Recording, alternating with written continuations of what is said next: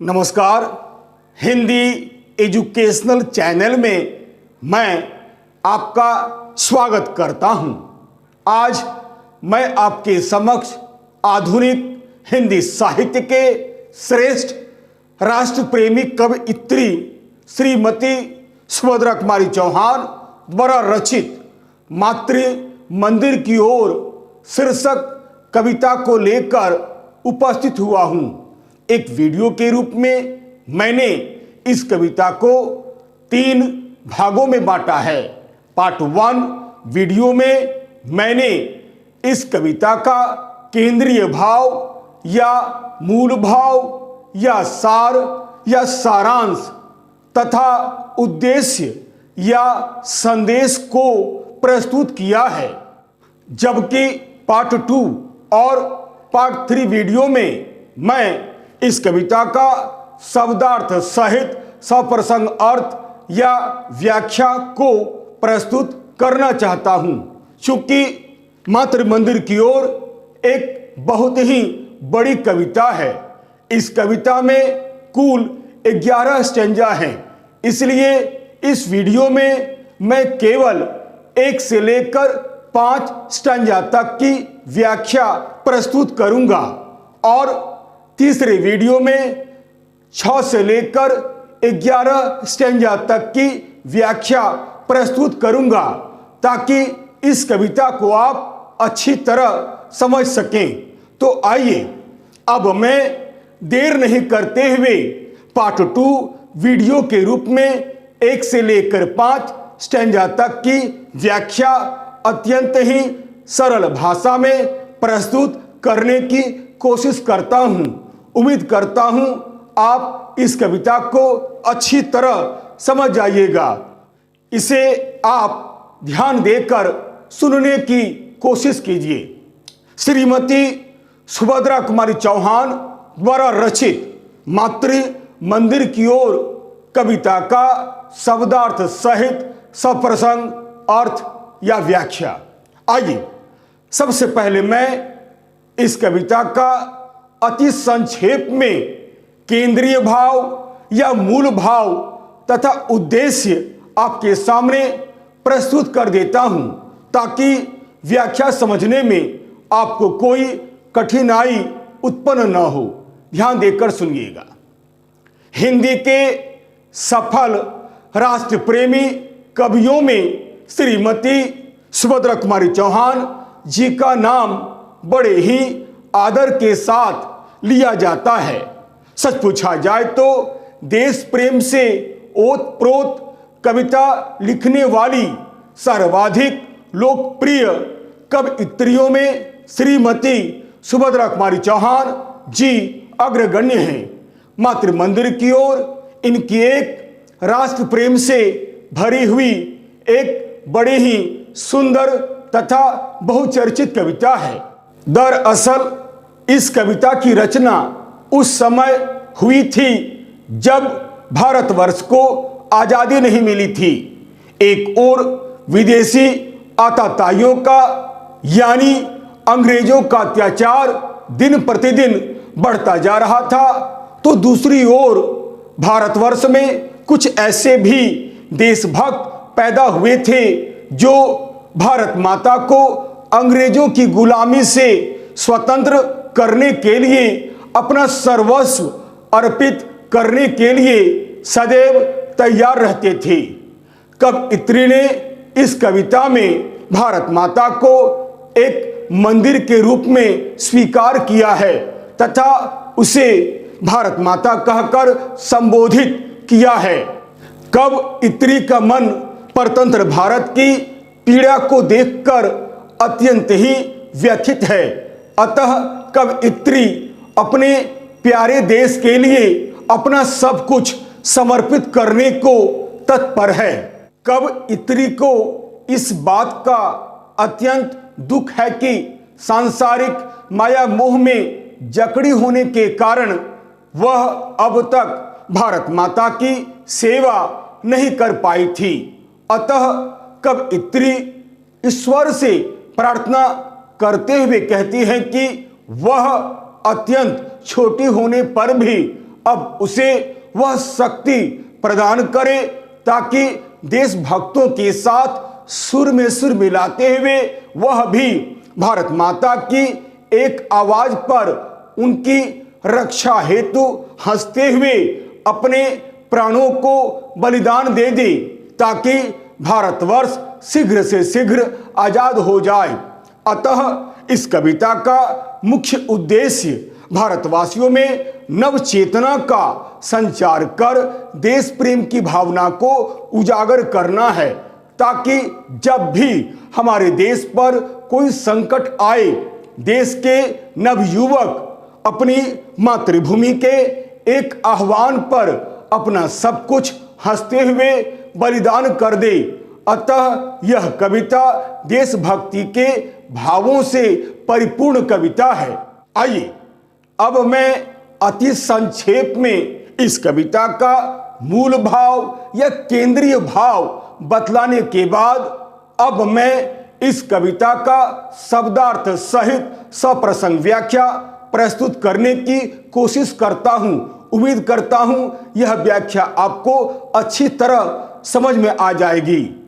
पहला स्टैंजा, व्यथित है मेरा हृदय प्रदेश, चलूं उसको बहलाऊं आज, बताकर अपना सुख दुख उसे हृदय का भार हटाऊं आज।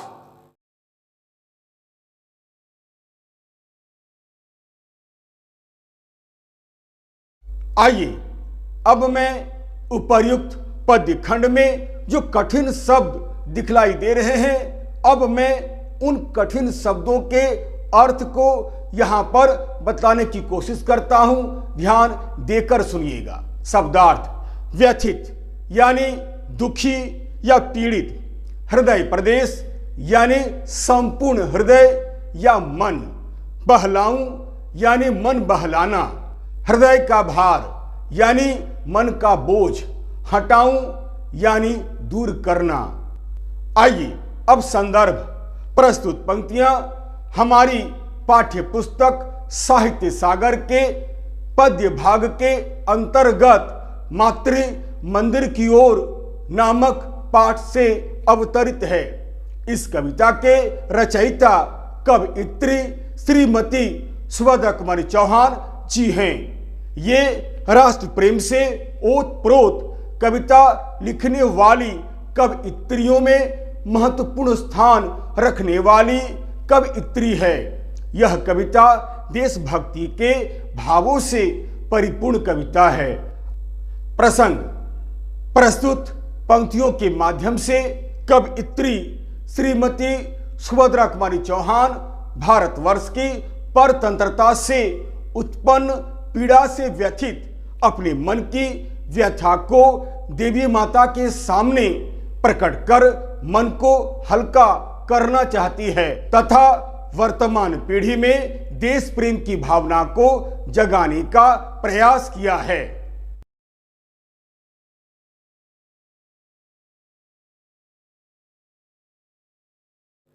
आइए मैं पुनः एक बार इन पंक्तियों को पढ़ने की कोशिश करता हूं ताकि अर्थ स्पष्ट हो जाए। व्यथित है मेरा हृदय प्रदेश, चलूं उसको बहलाऊं आज, बताकर अपना सुख दुख उसे हृदय का भार हटाऊं आज। चलिए अब देखते हैं कवयित्री इन पंक्तियों के माध्यम से आखिर क्या कहना चाहती हैं। यानी वीर रस तथा देश प्रेम से ओतप्रोत कविता लिखने वाली कवयित्री श्रीमती सुभद्रा कुमारी चौहान इन पंक्तियों के माध्यम से कहती है कि आज मैं बहुत ही दुखी हूं, मेरा मन बहुत ही व्याकुल है, कारण आज भारतवर्ष अंग्रेजों का गुलाम है और अंग्रेजों का अत्याचार दिन प्रतिदिन बढ़ता ही चला जा रहा है। इसलिए आज कवयित्री यानी वह भारत माता के सामने बैठकर अपने मन के दुख को प्रकट कर अपने मन को हल्का करना चाहती है।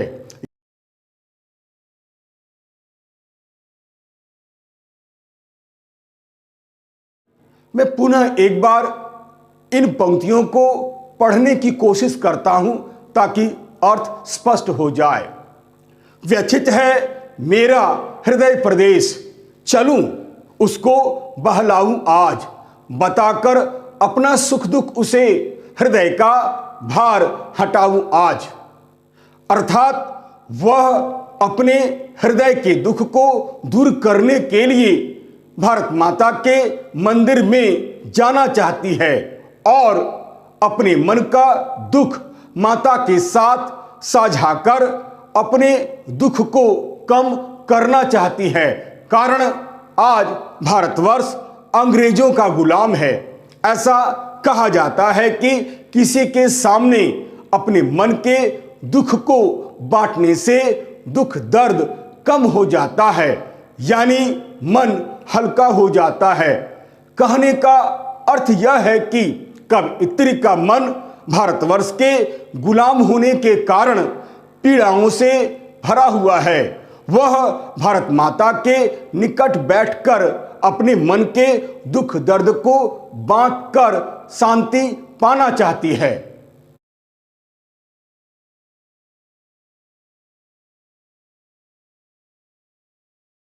दूसरा स्टैंजा, चलूं मां के पद पंकज पकड़, नयन जल से नहलाऊं आज, मातृ मंदिर में मैंने कहा चलूं दर्शन कर आऊं आज।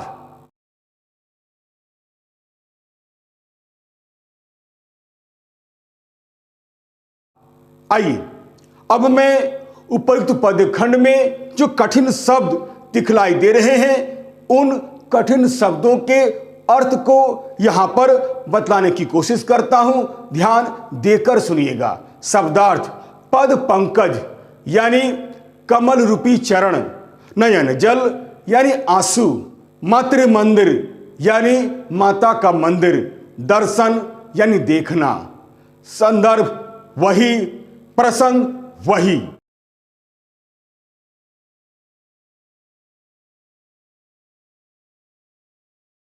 मैं एक बार पुनः इन पंक्तियों को पढ़ने की कोशिश करता हूं। चलूं मां के पद पंकज पकड़, नयन जल से नहलाऊं आज, मातृ मंदिर में मैंने कहा चलूं दर्शन कर आऊं आज। व्याख्या यानी कवयित्री कहती हैं कि वह भारत माता के पास पहुंचकर उनके कमल रूपी चरणों को पकड़कर अपने नेत्रों से बहते हुए आंसुओं से भारत माता के चरणों को धोना चाहती है और अपने दुख को प्रकट करना चाहती है।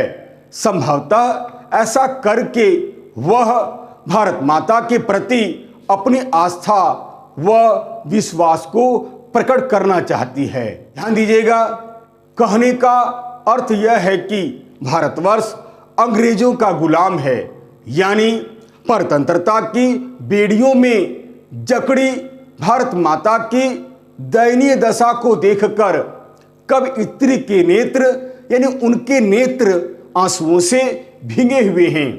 आज उसी भावना से युक्त होकर वह भारत माता के दर्शन कर उनके कमल रूपी चरणों को पकड़कर अपने नेत्रों से बहते हुए आंसुओं से भारत माता के चरणों को धोना चाहती है और वह अपनी पीड़ा को मां को बतलाकर स्वयं को बोझ से मुक्त करना चाहती है। इसलिए वह भारत माता के मंदिर में जाकर माता जी के दर्शन करना चाहती है।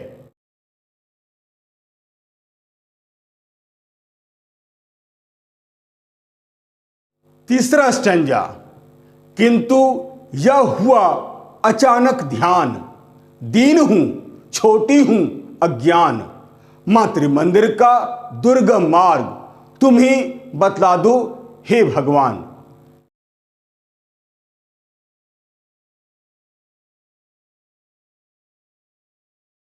चलिए अब इस पद्य खंड में जो कठिन शब्द दिखलाई दे रहे हैं मैं उन कठिन शब्दों के अर्थ को यहां पर बतलाने की कोशिश करता हूं। शब्दार्थ: दीन यानी गरीब या लाचार, अज्ञान यानी ज्ञान रहित, दुर्गम यानी कठिन, मार्ग यानी रास्ता, मातृ मंदिर यानी माता का मंदिर।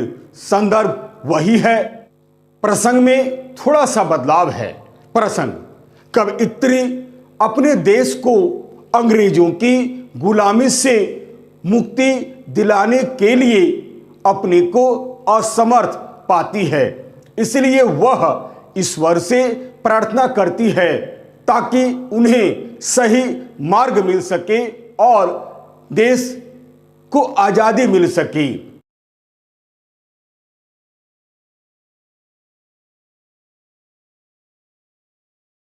व्याख्या: अब मैं पुनः इन पंक्तियों को पढ़ने की कोशिश करता हूं ताकि अर्थ एकदम स्पष्ट हो जाए। किंतु यह हुआ अचानक ध्यान, दीन हूं, छोटी हूं अज्ञान, मातृमंदिर का दुर्गम मार्ग तुम ही बतला दो हे भगवान। अर्थात कवयित्री यह कहती है कि जब मैंने माता के मंदिर में जाने का विचार किया तो अचानक मुझे ध्यान आया कि मैं तो बहुत ही गरीब हूं, छोटी भी हूं और अज्ञानी भी हूं। भक्ति भाव का मुझे तो बिल्कुल भी ज्ञान नहीं है। माता के मंदिर का रास्ता भी बहुत ही कठिन है, वहां कोई भी व्यक्ति सरलता से नहीं पहुंच सकता है।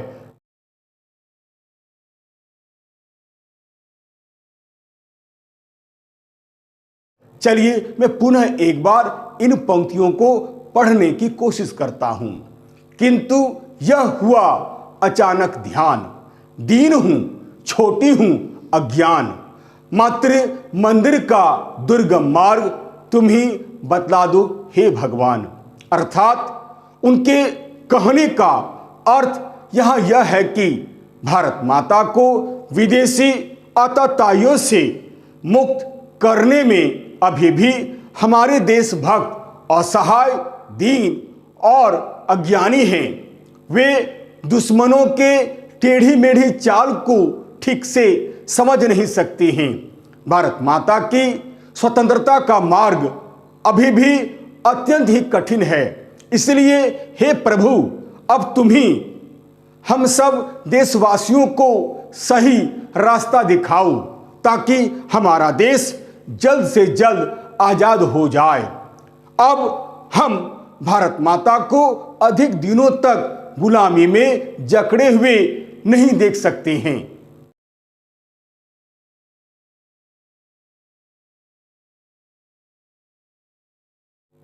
चौथा स्टैंजा: मार्ग के बाधक पहरेदार, सुना है ऊंचे से सोपान, फिसलते हैं ये दुर्बल पैर, चढ़ा दो मुझको यह भगवान।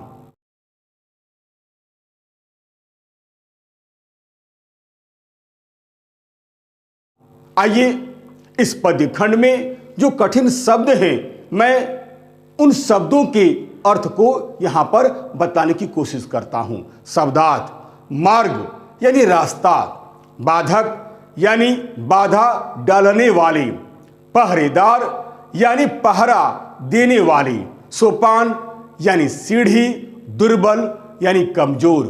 संदर्भ वही है, प्रसंग वही है जिसे मैंने पहले बताया है।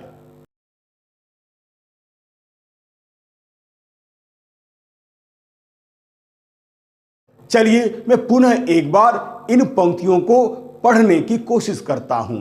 मार्ग के बाधक पहरेदार, सुना है ऊंचे से सोपान, फिसलते हैं ये दुर्बल पैर, चढ़ा दो मुझको यह भगवान।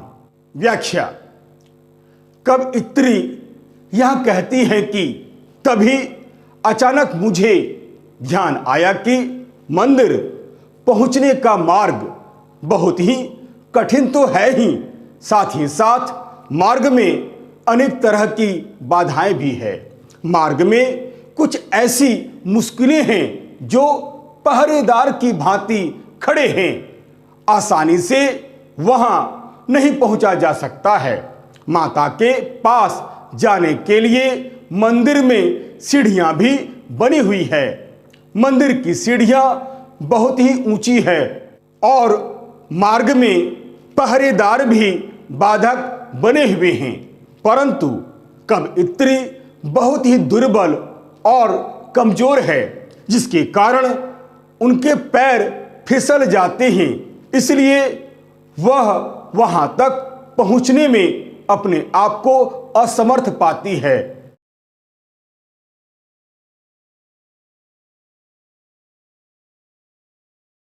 मैं पुनः इन पंक्तियों को एक बार पढ़ता हूं। मार्ग के बाधक पहरेदार, सुना है ऊंचे से सोपान, फिसलते हैं ये दुर्बल पैर, चढ़ा दो मुझको यह भगवान। यानी कवयित्री ईश्वर से प्रार्थना करती है और कहती हैं, हे ईश्वर, इन ऊंची ऊंची सीढ़ियों पर चढ़ने में मेरी या उनकी सहायता करो। कवयित्री यहाँ यह भी कहना चाहती हैं कि भारत माता को स्वतंत्र करने में अभी अनेक तरह की कठिनाइयां हैं और उनके पैरों में इतनी शक्ति भी नहीं है कि वह अकेले भारत माता को स्वतंत्र करने का कार्य पूरा कर सके। इसलिए प्रभु से कार्य पूरा करने का आशीर्वाद मांगती है। अतः ऐसी स्थिति में माता ही मंदिर तक पहुंचाने में उनकी सहायता कर सकती हैं। अतः हे माता, मुझे मंदिर तक पहुंचने में मेरी सहायता करें।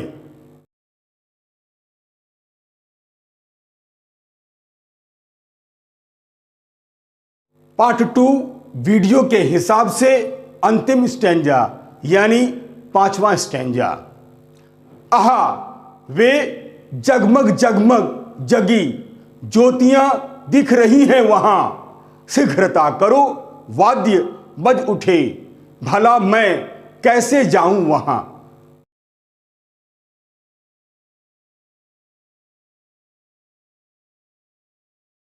उपर्युक्त पद खंड में विशेष कठिन शब्द दिखलाई नहीं दे रहे हैं, केवल 2-3 ही हैं।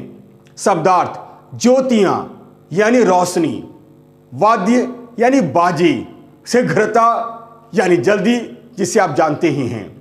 संदर्भ वही है, प्रसंग भी वही है।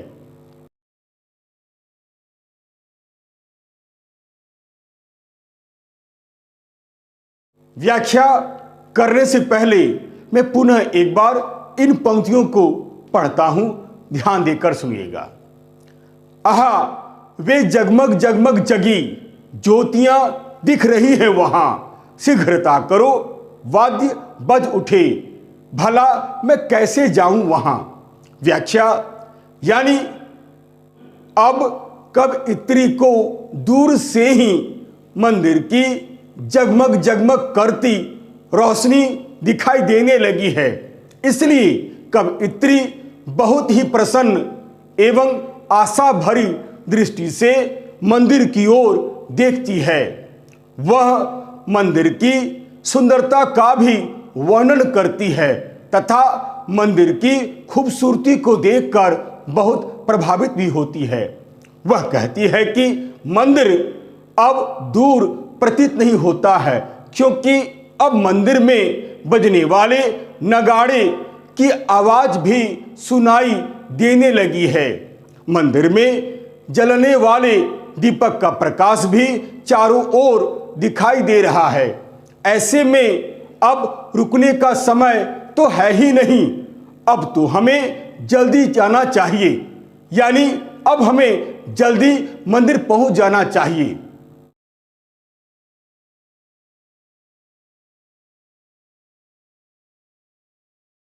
मैं पुनः एक बार इन पंक्तियों को पढ़ता हूं। आहा, वे जगमग जगमग जगी ज्योतियां दिख रही हैं वहां, शीघ्रता करो वाद्य बज उठे, भला मैं कैसे जाऊं वहां। इन पंक्तियों का अर्थ एकदम स्पष्ट है, अर्थात कवयित्री को दूर से ही मंदिर की जगमग जगमग ज्योति दिखाई देने लगी है। उन्हें वाद्य यंत्र भी सुनाई दे रहे हैं, अतः वे जल्द से जल्द मंदिर पहुंचना चाहती है।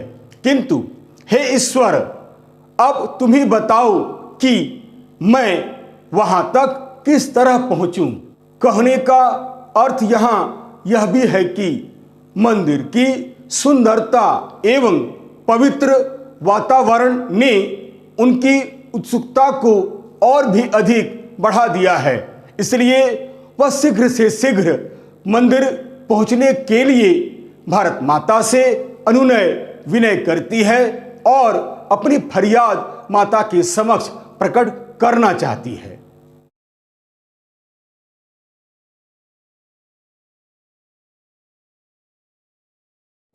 चूंकि मातृ मंदिर की ओर एक लंबी कविता है, इसलिए पार्ट 2 वीडियो में मैंने केवल 1 से लेकर 5 स्टैंजा तक ही व्याख्या प्रस्तुत की है। आप 6 से लेकर 11 तक व्याख्या जानने के लिए या समझने के लिए मेरा तीसरा वीडियो आप अवश्य देखें, ताकि पूरी कविता आपको अच्छी तरह समझ में आ जाए। यदि मेरा यह वीडियो आपको अच्छा लगता है तो आप लाइक करें, शेयर करें और तो और सब्सक्राइब करना आप बिल्कुल नहीं भूलें। याद रखिएगा, मेरा यह चैनल, मेरा यह वीडियो एक प्रकार से एक एजुकेशनल चैनल है। मैंने इस चैनल का निर्माण विद्यार्थियों के हित को ध्यान में रखकर ही बनाया है, अतएव लाइक, शेयर और सब्सक्राइब करना आप बिल्कुल नहीं भूलें। हाँ, यदि मेरे वीडियो में अगर आपको कहीं भी किसी प्रकार की कोई त्रुटि या कोई कमी नजर आती है तो आप साफ कमेंट्स करें, ताकि मैं उन गलतियों का सुधार कर सकूं और आपके समक्ष एक बहुत ही सुंदर छात्रोपयोगी वीडियो बनाकर प्रस्तुत कर सकूं, ताकि आप अधिक से अधिक इसका लाभ उठा सकें। तब तक के लिए नमस्कार।